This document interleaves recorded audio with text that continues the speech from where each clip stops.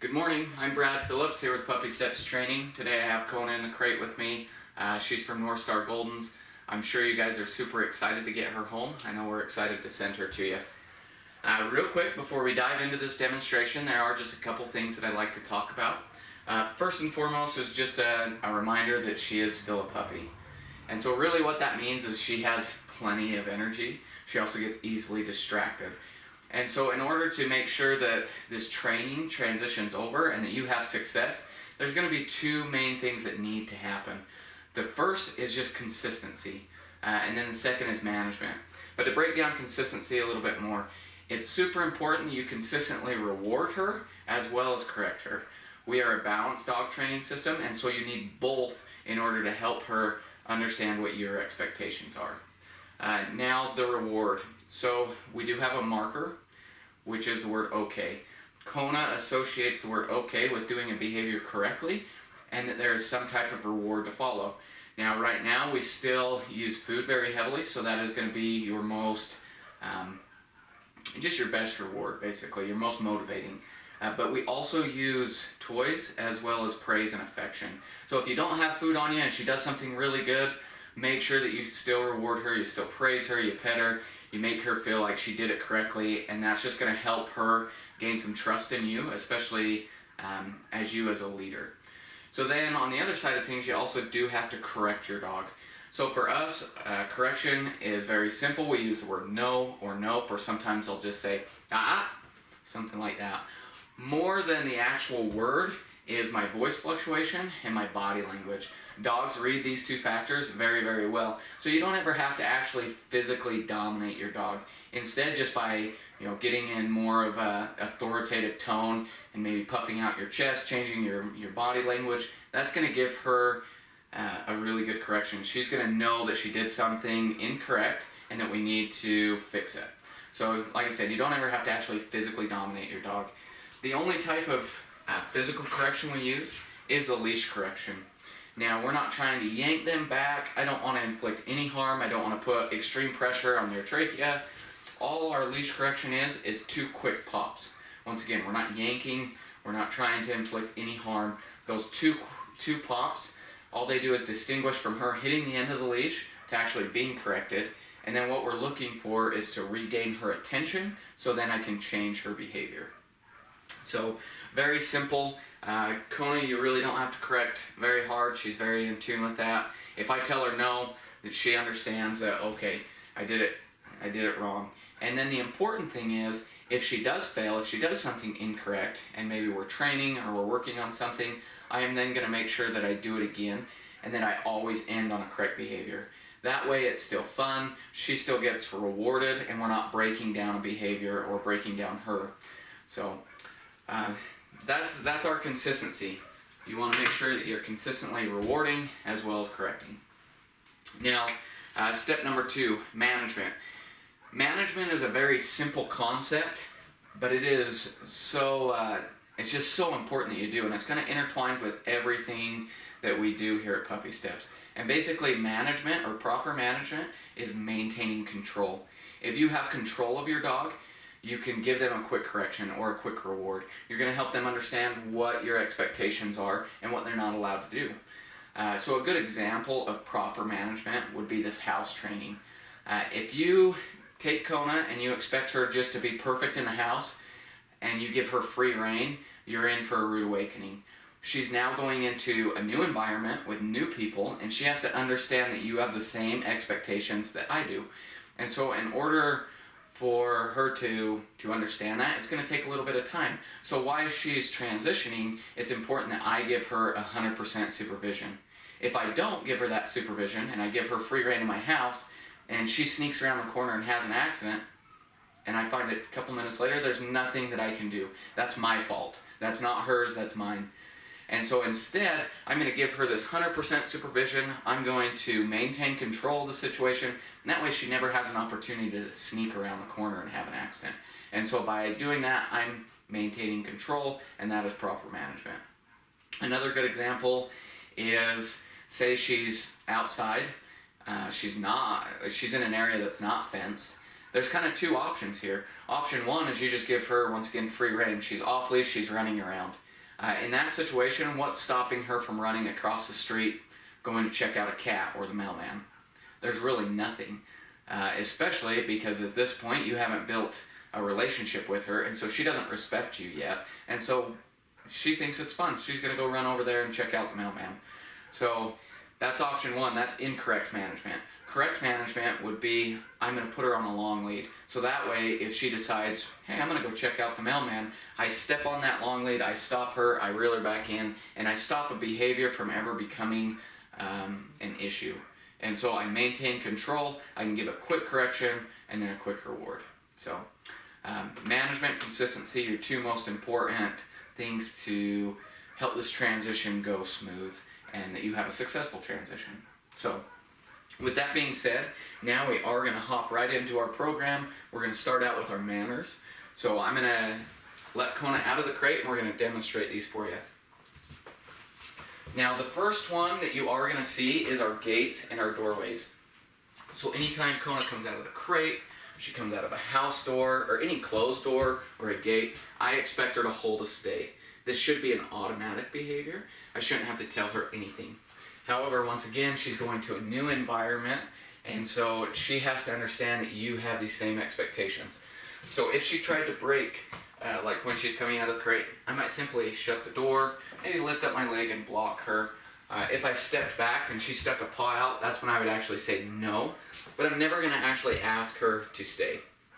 Now, if I was going through the house door, which I will demonstrate a little bit later on, and I have a hold of the leash and she tried to break, I'm just going to give her those two quick pops, wait for her to give me her attention, and then we can proceed out. And so once again, our marker word or our release word is okay. So once I say that, then she is allowed out of the crate.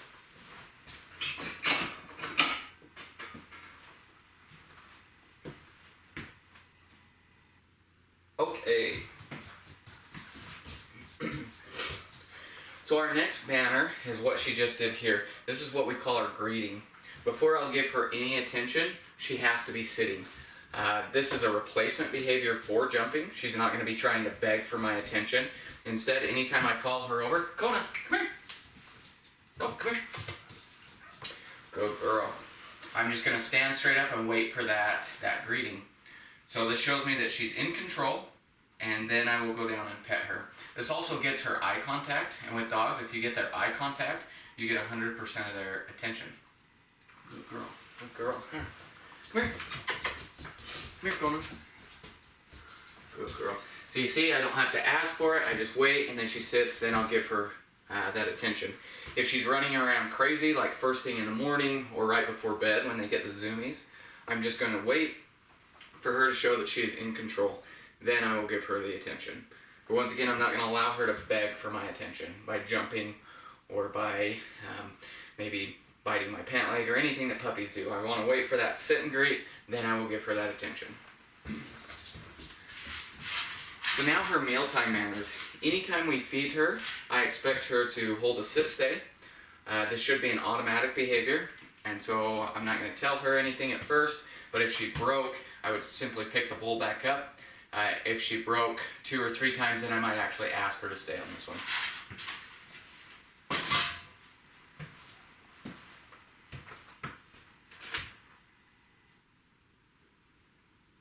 Okay, good girl. You'll notice she's looking at me. She's looking for permission to eat. And that's because of that, once again, that relationship built on being a leader. So the alpha, or the leader, always controls the food, what they eat, when they can eat. Good girl. Also notice that I can take her food bowl away. I can hand feed her.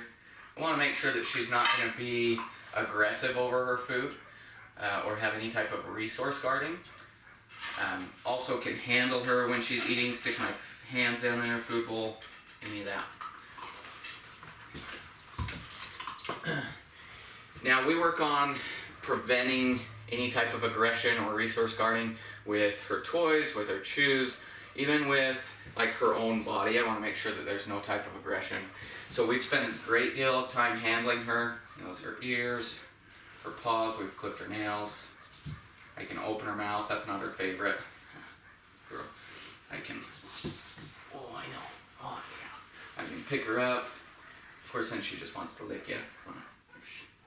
But she should not act out aggressively at all. Oh, good girl. Good girl. Now, with a lot of this aggression prevention, sometimes there's certain playful behaviors that can be mistaken for aggression, especially with children. Children are like the greatest thing to a puppy. They're basically just one big squeaky toy. So, your puppy wants to play, she ends up grabbing a pant leg or an arm or anything that could be skewed as aggressive. So I make a rule, especially with small children, that if they are going to play with my dog, they have to have a toy. The toy creates a barrier, so instead of grabbing a pant leg, she's going to go after the toy. And if you get a child that's maybe a little bit nervous, they can throw the toy and direct her away, unless she doesn't see it.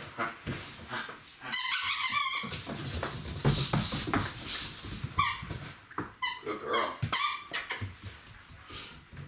Drop it. Good girl. So she absolutely loves to play, has a great toy drive. Now when we play, I can just ask her to drop it. Good girl. And I expect her to physically release it. I shouldn't ever be pulling that out of her mouth. Of course, by pulling a toy, you're just creating a game of tug. So if I let her grab it, you can see if I start to pull it, she's just going to pull back. Drop it.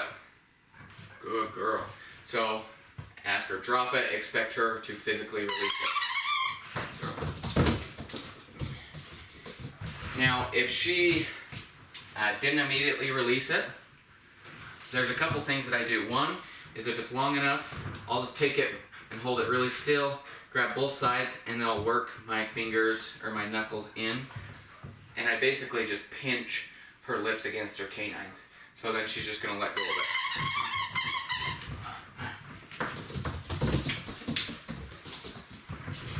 Now I can also just ask her, Kona, drop it.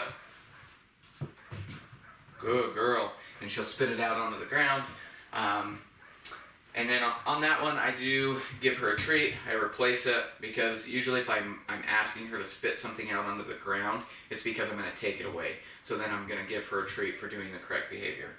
If I'm just playing fetch, I don't want to give her a treat when I take the toy because I want the toy to be the reward. So by her dropping it, I throw the toy again, and that's her reward. Now, if she really didn't want to give something up, there's kind of two ways that you can get something out of her mouth if she's refusing to drop it. The first is I'll just come around her muzzle, and I'm just going to turn her cheeks underneath her canines. So it's super simple, and she's just going to spit it out. The other thing that I can do is I can actually stick my thumb right behind her canines and push on her tongue, and it's just like the doctor putting a popsicle stick. She's just going to let it out. Good girl. You'll also notice, even with something that's a little bit more higher value, like a bully stick, no? Good girl. One, she'll still be very comfortable with me handling it. She's not going to try and yank it away or act aggressively. She should be very comfortable with that. And then I can ask her, let her chew on it for a second, drop it, and she's just going to let go of it. Good girl, good girl. Good girl, huh? Kona, drop it. No, drop it. Good girl. So you notice how she thought about running away with it. I told her no. She stopped. I asked her to drop it again. She spit it out. See, that's a simple correction, but then she followed through, and I rewarded her for it. Good girl. Now, kind of just going along with drop it in her mouth. So we've also spent a great deal of time working on her mouth. She had a really hard mouth as a puppy, which meant she always wanted to like swallow my whole hand when I would give her a treat. So we taught her the command gently. Gently is basically just asking her to be in control and be aware of her teeth. So I'm always going to give her the treat in the palm of my hand. I can even tuck it behind my thumb so that I have control. She can't grab it unless she's being soft with her tongue and her lips.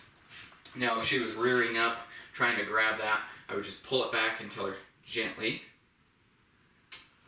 Good girl. And I expect her to use her tongue or her lips and be very cautious. Now, my kids are terrible at this, and so we practice a lot with using thumb and forefinger, though I recommend that you don't do this because this is a good way to get your fingers bit. But I can still tell her gently and expect her to be cautious and not eat my whole hand. Also with that, like I said, if she's rearing up at all, I pull it back. She cannot have the treat unless all 4 paws are on the ground. Now we've also worked on mouthing with her. Mouthing is basically if she wanted to chew on my sleeves or my pants, any part of me basically, even my arm. We spent a great deal of time on this, making sure she's not going to. If she did, like if I was sitting here petting her, and she started to bite my arm or my sleeve, I would just quickly tell her no, and I would grab her muzzle. I'm not trying to hurt her at all.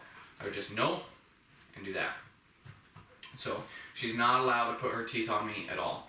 Also, if I was like really petting her, this is a common time when puppies want to mouth, is when you're petting them and they just want more. If I was doing this and she started to mouth, grab that muzzle, tell her no, and then I'm going to withdraw myself. Because the whole reason she's mouthing is because she's enjoying what I'm doing, and so by me pulling myself away, that is a correction in itself. I'll wait a little while, then I can go back to petting her as long as she doesn't mouth. If she starts to mouth, withdraw myself again. Now, Kona is teething.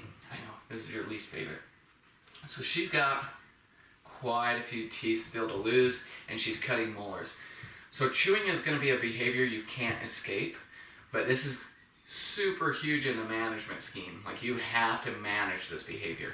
Otherwise, it can quickly get out of control, and then you get things that are destroyed, which is what we don't want. And this is also where I'm going to be talking a little bit more gently. I'm going to give her something to chew on. So, let me remember where I was. Sorry, I lost my train of thought. So with chewing, the way that you manage that is basically by replacing and avoiding. One, if you can avoid giving her free access to things you don't want chewed up, obviously that's going to be like your best line of defense. However, it's not really possible in your home. There's always going to be something that she has access to. And so in that situation, that's where we're going to replace. During this teething phase, she's going to be chewing on basically certain textures that she feels like her mouth needs. So whether it's something hard to loosen a tooth or something soft to actually pull it out. And so that's where we're going to replace based on texture consistency. If she went up and started chewing on a table leg or something hard, I'm going to give her something like that bully stick. I'll tell her no, and then I'll give her something that she can chew on. That way I'm also teaching her what she's allowed to chew on and what she's not. If you had a soft bed or a pillow or something plush that she wanted to chew on, I would tell her no, and I'd give her something like this plush toy. So that way I'm matching or meeting her needs. Now as she gets older and gets through this teething phase, she's still going to need to chew. That's just part of dogs. And so giving her something to chew, especially when she's going to be bored, is going to be really important. Dogs, when they get bored, they get destructive, and so chewing can be one of those destructive behaviors. So especially in the house, if I know that we have a downtime, maybe we're watching a show or reading a book or anything like that, I'll just give her something to chew on, and a lot of times she'll just take it to her bed, lay down and chew on it. So this way I'm making sure that she doesn't get bored and she doesn't go and find something that she's not supposed to chew on. So that way you're managing that behavior. And if you do so, you shouldn't have any issues. But once again, if you do notice her chewing on something she's not supposed to, tell her no, give her something that she can chew on. I like to have just a variety of different toys stashed around the house. That way I can quickly replace it. These bully sticks are great for that. They're kind of a cure-all because they are so high value that it doesn't matter what she's chewing on. I can give her a bully stick and she's going to relax and chew on that. So. And then our last manner here is jumping. So Kona has been a very, very jumpy dog. She just has a lot of energy, which if you're ignoring her, she just wants your attention. And so spend a ton of time on that. That's why this greeting is so important. But if she does jump on you, it's super important to understand that I should back up, I guess. If she's outside or she's inside, she's running around crazy and she's coming up to you and you think that she is going to jump on you, it's super important that you don't step back. As soon as you step back, you're basically encouraging her, you're giving her more room to jump, and it becomes a game. So instead, if she's coming at me, I'm always going to step into her, so that way I restrict the space, and then if she did continue to jump, I am going to bring my knee up into her chest. This is called knocking a dog off their gate. You're putting her onto her back, and by putting her onto her back, you're putting her in basically just a submissive, what's the word I'm looking for? Just a submissive posture, I guess. If you've ever watched like documentaries on wolves, if someone challenges the alpha, they always roll them onto their back, and by being a canine being on their back, that's a sign of submission. So all I'm going to do is bring that knee up, block her, put her onto her back.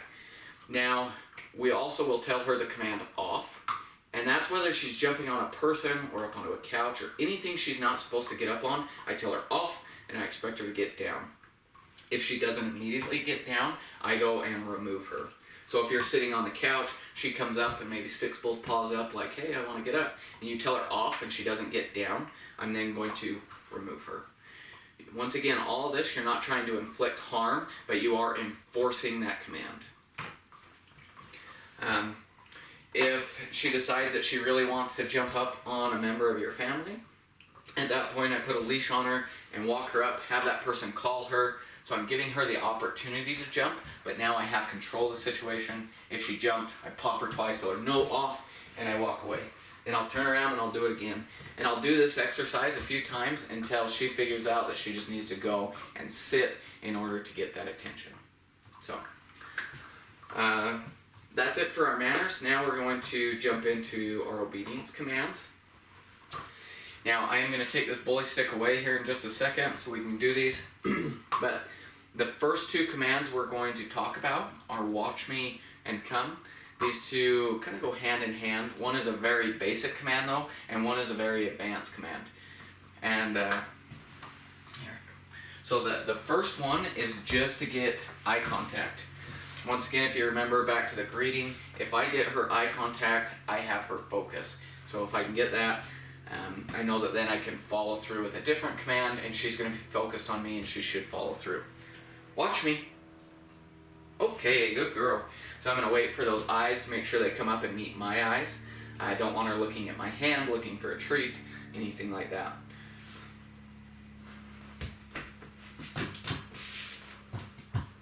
Which now she's going to stare at me. Well, I'll put the treat right in front of her nose. Watch me. Okay, good girl. Notice it doesn't have to be anything drastic. She shifts those eyes over, meets mine, I mark it with the word okay. Super, super simple. Watch me. Okay, good girl. Now we've also done name recognition, so I expect her name to have the same outcome. The only difference is I'm not going to give her a treat every time I say her name, whereas when I'm doing the watch me command, I'm always following through with a high value reward. Kona. Okay, good girl, good girl. So just looking for that eye contact. Kona. Okay, good girl. So super simple. And now the way that goes hand in hand with our recall command is I'm going to say her name every time before I call her to come. So that way I can get her attention before I ask for that come command. This is super important because the come command is your most important command. It's also one that I see people burn, and this is just in the dog community. A lot of people don't have a great recall, and that's because we overuse it, and we don't have any backing to it. We don't follow through. And so if I'm going to say that command, I'm going to make sure that her focus is on me and that I have a way to follow through on that command, especially while she's still a puppy. This is also a command that you are going to practice throughout her entire life. I have 2 dogs, one's 3, one's 6, and I still do recall commands because this is such an important command. So when I call her to me, I'll say Kona, get her attention, and then come. I am very loud, I am very clear. Also, if I'm going to do that, I'm going to bend down, and that way I get myself in an inviting position, and it's going to be more, she's more likely to follow through if you're inviting. That's also why it's super important that if you call her to come, you better not reprimand her when she gets back. Even if she's done something wrong, like she's in your flower beds tearing them up, if you call her to come, you better reward that behavior, because if you reprimand her with a come command, she will never want to come to you again. Now, it's also important that we don't overuse this command. So the biggest way it's overused is in the house. There is no need to call her to come in the house. Instead, I can do something like, Kona, come in. Something like that. She's going to come running over to me. That way, that come command is only used when you really need it. Now, if you call her to come and she looks at you and decides, no, I'm going to go back to sniffing this bush. At that point, I will say no, and I will start to walk towards her. Usually, usually by that point, she goes, oh, okay, and she'll come running over to you. If she didn't, if she proceeded to take off running, you are never going to chase her. I will casually walk and then go and get her, if possible. A lot of times, once again, if you're walking towards her, she'll remember and she'll come running up to you, and then I will reward that behavior. The other thing you can do is Kona is very excitable, and so if she also, maybe she came halfway and then stopped and hesitated, I can do a little bit of reverse psychology, and I can be like, Kona, Kona, Kona, Kona, Kona, Kona. And you see she comes running to me. So you can then turn that game of chase into, hey, come and chase me. And at that point, then I take her and I hook a leash on her. It's also important that you keep this command very positive heavy.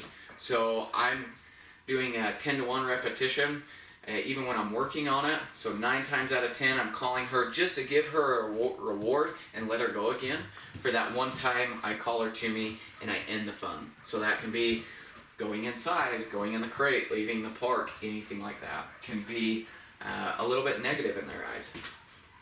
So when I work on this command, I keep her on a long lead.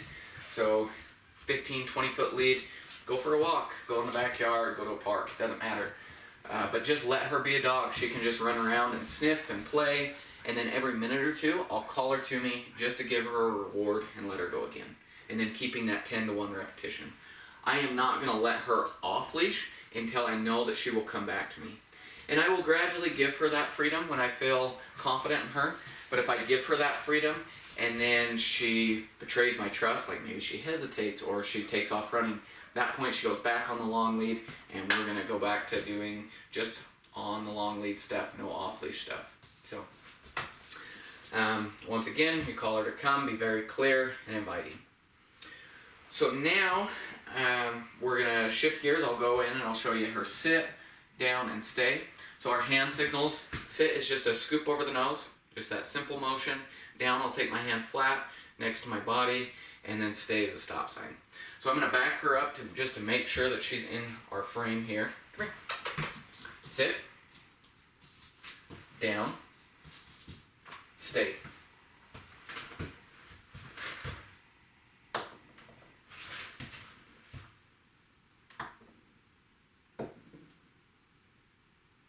Okay, good girl. So she has really good stays, especially for still being a puppy, but don't be satisfied with them. Always build them up, always add different distractions. Obviously that was a fairly short stay. I kind of backed myself into a corner and just did some treat drops right there in close proximity, which still can be really hard when they're right in front of her nose. Now you also notice, so there I put her in a down stay. When I put her in a down stay, she is not allowed to come up, even into a sit. However, if I put her in a sit stay, I don't care if she lays down. Kona, sit, stay.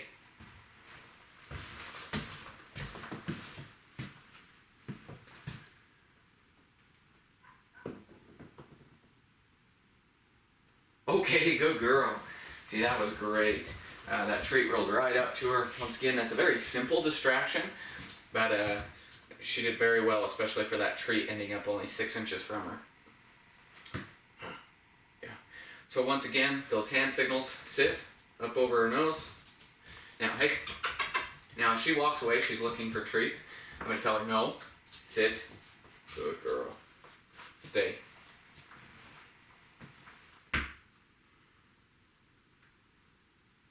Okay, good girl.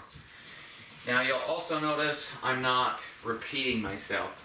I'm a one and done. So when I ask her to do something, I wait for her to do it. I'm not going to sit here and go, sit, sit, sit, because it's not a question.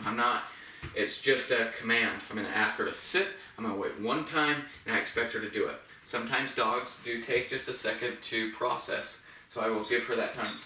Okay, outside. Where she rang the bells, I am going to quickly run her outside. Good girl, outside. Also notice we're going to wait at this doorway. She doesn't have to sit, she just has to show me she is in control. Okay.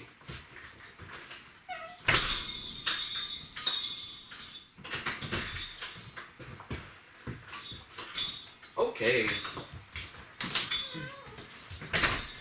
So she did go outside and poop, which was great.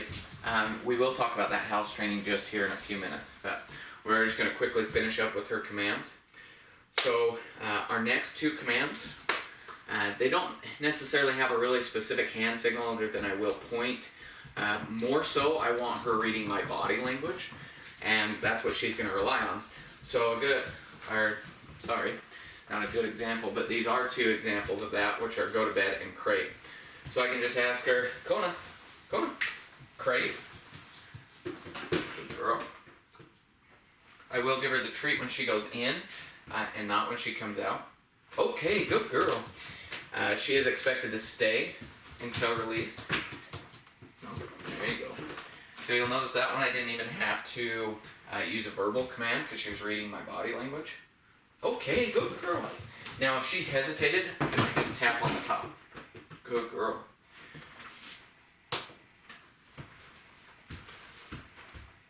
Okay, good girl. Now very similar, I can say, Kona, go to bed. And I don't care what position she's in, as long as all four paws are on the bed.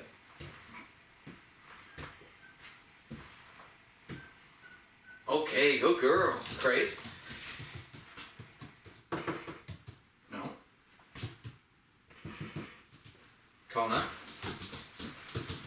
Good girl. So sometimes, just like that, my initial wonder, okay, is that my body language was displaying something that was just kind of causing her a brain block. And so I didn't repeat myself, all I did was cause her to follow the treat and then point her back over and she went in. So you don't have to get frustrated if they hesitate, but sometimes just adjusting yourself is really important. Okay, good girl. Now the crate command is one that you need to practice a lot.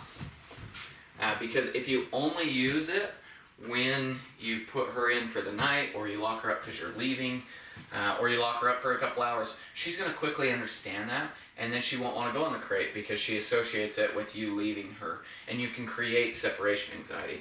So anytime I put her in the crate for a period of time, I like to have her run in and out a few times, just keep it fun, or even, depending on where your crate is, say it's in your laundry room, if I'm in there doing laundry, I'll just send her in and out a few times while I'm doing laundry, just to keep that command fresh and that we don't create a negative association with it. Okay, good girl. You'll notice, go to bed, that was a longer stay there. Because of that boundary, they can usually stay a little bit longer on that bed.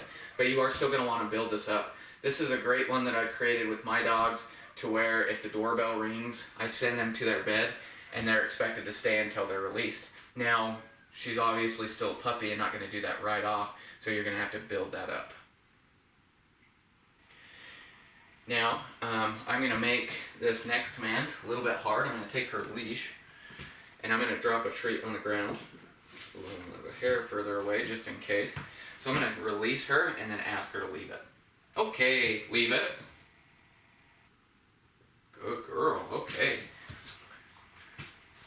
With this command, this leave it command, leave it means leave it permanently. She's not allowed to turn around and try and go for the treat again. So if she did, like now she's staring at it, leave it, Good girl.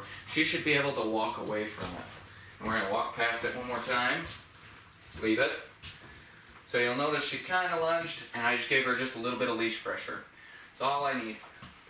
But I will never allow her to pick this treat up off the floor. And the reason being is because you don't want to be on a walk and tell her to leave something, and she locks up and waits for you to release her so she can go and chew on it, especially if it's something dead. So leave it means leave it permanently. I'm not going to release her and allow her to eat it. Leave it. Good girl. And then I'll pick it up, throw it back, back in my bag. Good girl. So that concludes our main obedience commands. Good girl. So now I'm going to talk about her crate training real quick. Crate training she's been good with. She hasn't had an accident in her crate for quite some time. She has been sleeping through the night. We put her to bed at 10 and get her up at 6. She's also been good for 3 hours during the day. She's probably getting close to where she can make it 4 hours without needing a break. Now with that being said, now you're going through this transition period. As she goes to your home, she's going to undergo a lot of stress. So this stress often manifests itself by her having to go to the bathroom more frequently, as well as she'll probably get a loose stool. These are very common side effects of just being stressed out.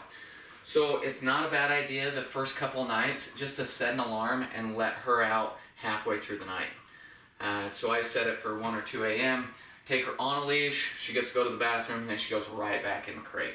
There's no playing, it's just go to the bathroom, right back to bed.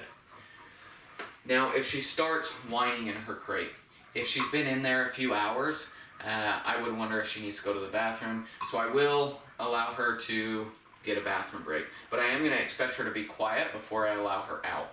So if she's whining, it's 12:30 at night, I'll tell her hush, and then when she quiets down, I'll wait like 10 seconds, then I'll let her out, and then we'll go to the bathroom. If she starts whining right off the bat, you put her in the crate and she starts barking and whining. So this may happen just the first day or two, the first couple times you put her in a crate. And really what she's doing there is, once again, she's under some stress. You're her source of comfort. And so she's whining because she doesn't want to be left out. She doesn't want to be left in the crate. It is super important that you ignore this behavior. If you let her out when she's whining, you will open up a can of worms. She will whine all the time thinking that if she whines enough, you are now going to let her out. So instead, if she starts to whine in the crate, don't coddle her. You can tell her hush if it doesn't subside in a couple minutes. The other thing that I can do is I can be prepared for that to happen and give her a bully stick in the crate, or drape a blanket over it so it's more den-like, and then I just wait her out. Chances are she'll just test this once or twice, and then she'll understand, like, okay, they have the same expectations, I'm just going to quiet down, I'm just going to hang out. But it's just super important that you don't let her out. Like I said, if it does continue, you can tell her no hush. Sometimes I've even used shakers just to make some noise, just to break the cycle of her barking, and you can use it as kind of a negative association. So, but she has been very, very good in her crate, haven't had any issues for quite some time. It is important also that you do obviously give her an opportunity to go to the bathroom before she goes in the crate, as well as an opportunity to release some energy. You don't want to get her up at 6, let her go to the bathroom, and then stick her back in the crate for another 2 to 4 hours. Because early in the morning and in the evening, they have their most energy. And so if she's been in there for 8 hours, she's ready to roll. You don't want to stick her in there for longer without exercising her. Otherwise, they can get destructive, or you're going to cause her to want to whine even more because she just has all this energy built up. So, now we'll cover her house training. This is going to be the part of the program that's most involved for you. Kona is really good with house training, but sometimes she just gets easily distracted. And so that's why this 100% supervision I can't emphasize enough. Because you don't want her thinking, oh, I'm going to go to the bells, and then she gets distracted by a different smell and has an accident, and you don't see it. We want to make sure that we are on top of this so that this transition goes over really smooth and you don't have issues. You can guarantee that because she's going to a new environment, she is going to regress a little bit. But regression doesn't have to mean accidents. What I take is regression means that I'm going to work harder and I'm going to deal with a little bit of an inconvenience to make sure that I finish off this house training, or you make sure that it transitions over. So I'm going to give you step-by-step instructions. If you follow them, you shouldn't have any issues.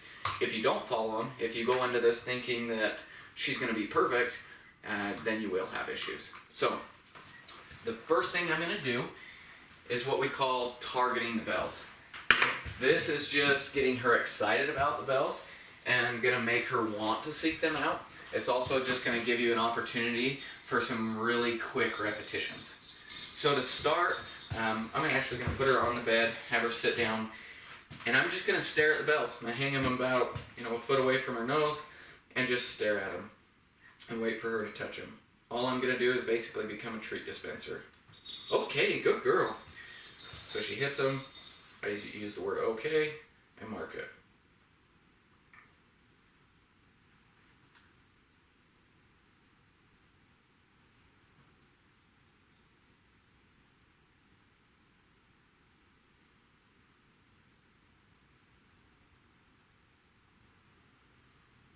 Okay, good girl. Notice I'm waiting for her to actually hit them instead of her little fake out.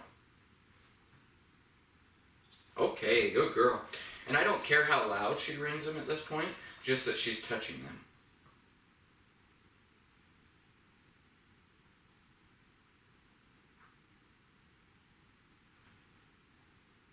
Okay, good girl.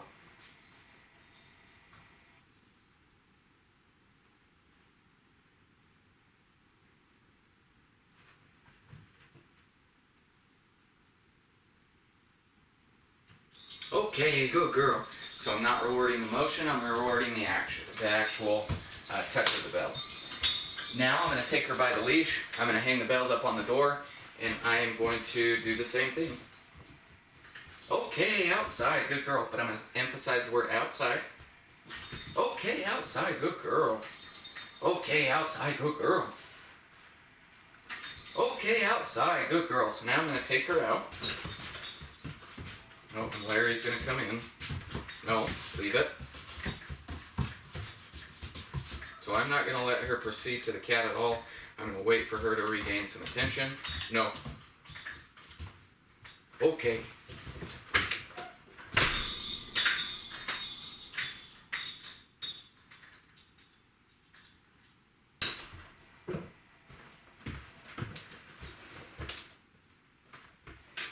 Okay, good girl.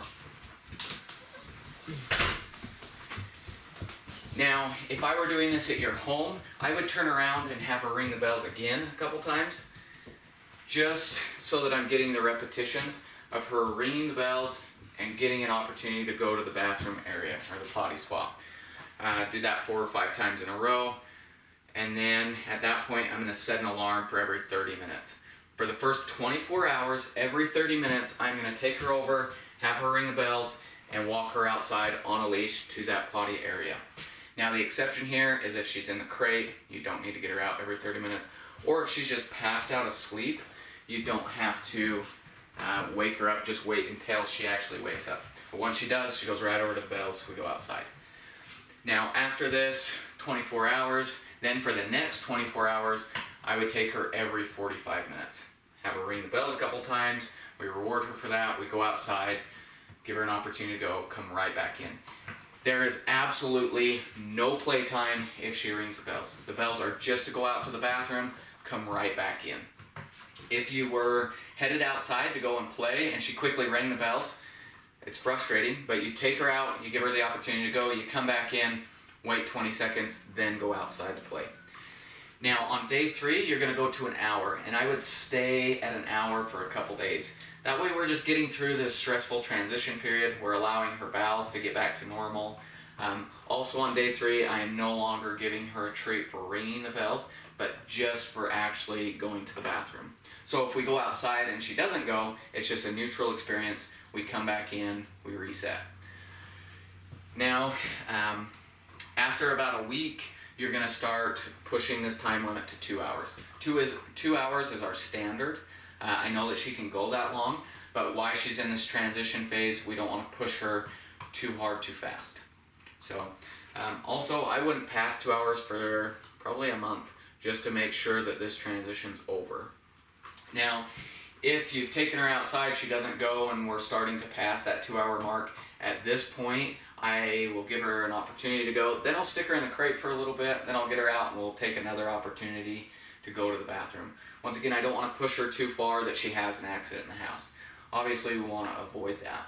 Now, if she does have an accident in the house, if she escapes your sight or your attention and has an accident, you stumble upon it a few minutes later, or even an hour later, there's nothing you can do about that. Once again, that's our fault for not giving her the attention she needs. So I'm going to chalk it up as my fault. We're going to try harder. Now, if she is going to have an accident, I want her to have it right in front of me. And at this point, this is the scariest I get. I stomp, I clap, I'm no, and I'm just going to grab her and run her outside. So what I'm doing is creating a black and white experience here. So I just corrected her, I startled her, hopefully she stopped peeing midstream, and now I run her outside. When we get outside, hopefully she finishes. Once she finishes, then I'm super happy, I'm positive. Okay, good outside, good girl, and I praise her. So now I got corrected here, but I got praised here, and so hopefully we're creating an experience where she doesn't want to replay that. When I do take her out, I give her maybe a minute or two, walking around, letting her sniff, giving her that opportunity to go. I'm not going to spend more than a couple minutes outside doing that. If she comes over and she stops sniffing and just sits there and looks up at me, chances are she doesn't need to go. At that point, I'll just come back in. So, once again, 100% supervision, that's the key to success here. You can also look for those times that she obviously needs to go to the bathroom, or as well as kind of preventative measures. So obviously when she wakes up in the morning or she gets out of the crate from a couple hours, she's going to need to go, so just take her to the bells, give her the opportunity to go. If she gets up and starts pacing or sniffing really heavily in your house, maybe even panting, those are good indicators that she needs to go. If she starts sniffing and starts pivoting, at that point just get her out as fast as you can, because nobody likes what happens next. So I believe that concludes our house training. Like I said, if you'll follow those instructions, it can be kind of petty, a little bit of an inconvenience for the next 2 weeks, but just do it and you'll have success.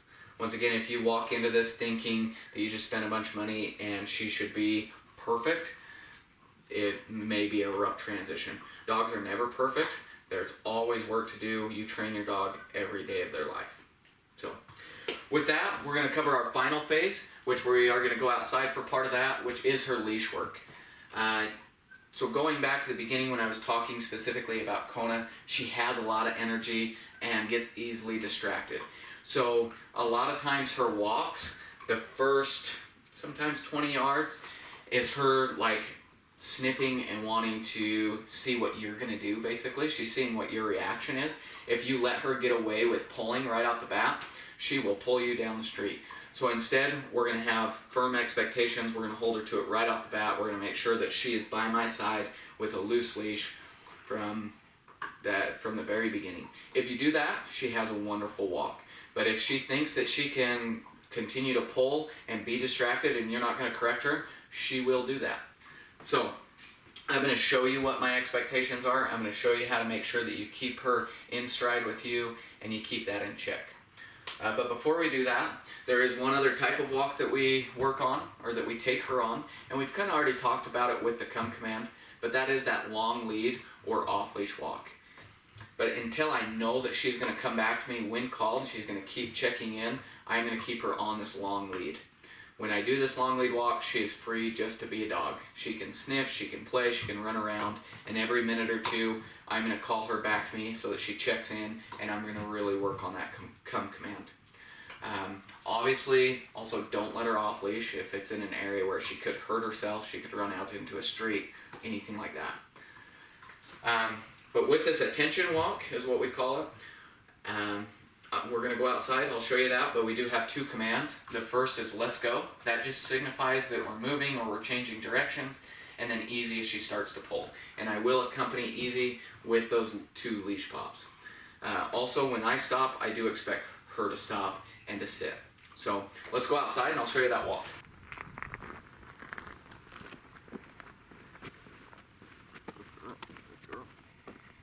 when I start this type of walk, I'm going to ask her to sit. That way I have her focus. Good girl, huh? And then I'll tell her, let's go.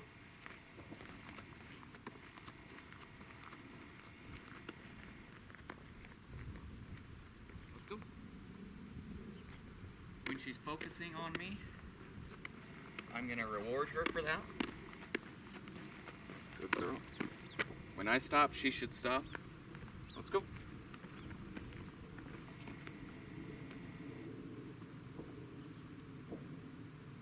Good girl. Notice she hesitated a little bit. Just raised my hand above her, and I gave her just a little bit of leash pressure. Let's go.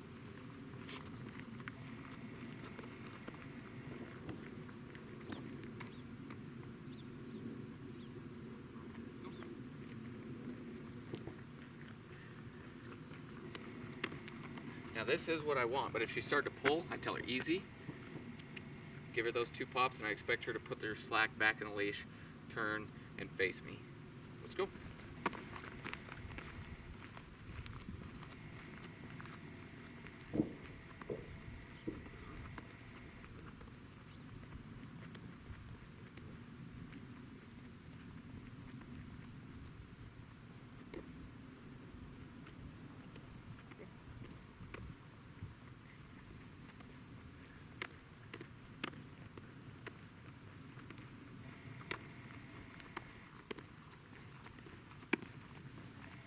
Now, with her walk, you have to establish a relationship with her, especially based on you being the leader. There has to be this trust. Otherwise, she will test you every step of that walk. If she trusts you, she will rely on you, and she won't become overreactive when certain things step out, like another dog or a runner or anything that could be distracting. Easy. Let's go.